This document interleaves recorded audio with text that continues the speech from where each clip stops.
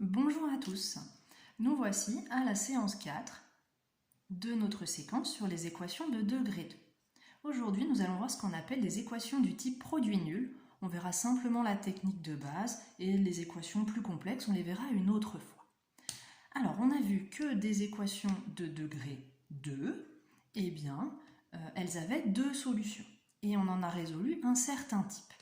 Alors maintenant, on va s'intéresser à la situation suivante. Si x fois 2 est égal à 0, forcément, c'est que x vaut 0. Si moins 3 fois y vaut 0, forcément, y vaut 0. Si je multiplie deux nombres et que le résultat, là, le produit, vaut 0, ben, j'ai pas tellement le choix. Ici, si je multiplie un nombre non nul par un nombre non nul, je ne peux pas obtenir 0. Donc, soit c'est x qui vaut 0, soit c'est y qui vaut 0. Mais j'en ai forcément l'un des deux qui est nul. Sinon, je ne peux pas avoir 0 comme résultat. Et bien, c'est cette observation que l'on va utiliser dans les équations de type produit nul. Un produit est nul si et seulement si l'un au moins des facteurs est nul.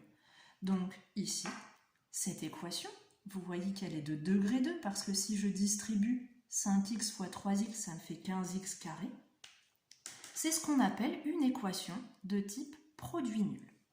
Produit, parce que ici, sous-entendu, entre les parenthèses, j'ai un multiplié, et nul, parce que j'ai un égale 0. Alors au niveau de la rédaction, ça il va falloir l'écrire.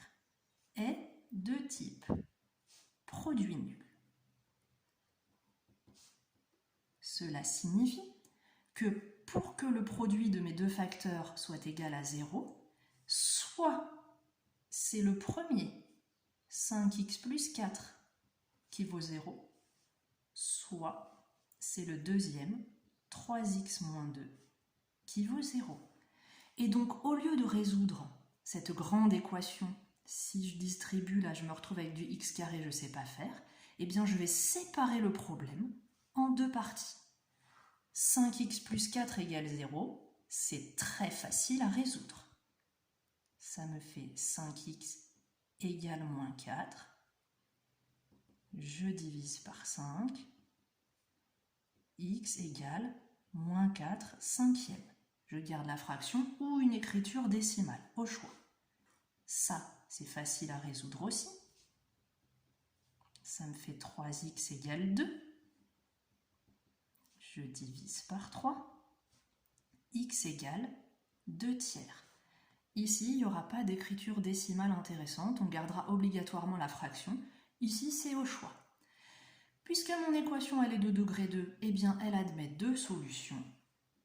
Les solutions sont moins 4 cinquièmes et 2 tiers.